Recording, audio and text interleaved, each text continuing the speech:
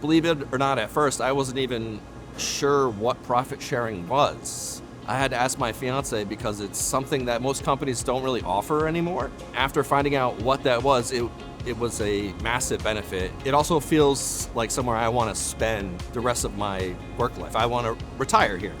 You don't ever feel like someone's breathing down your neck. My first interview, just walking around the shop, people I didn't know, anyone walking by would say hello. I never felt like I was stepping on anyone's toes. I felt like I was welcome as a new person, even on the interview day. The Lee Company is by far the cleanest shop I have ever seen in my entire life. That's the first thing I noticed on the day I interviewed. I was walking around and thinking like, did they clean all this just for because we're having interviews today? This is very, very clean. One of the misconceptions is that most people feel like once they become a machinist, they're kind of stuck in that position.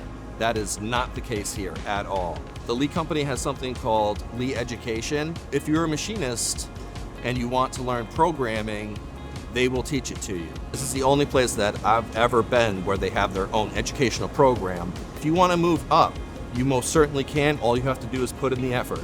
For me, it's like sculpting, it's almost like art, and I'm absolutely obsessed with it.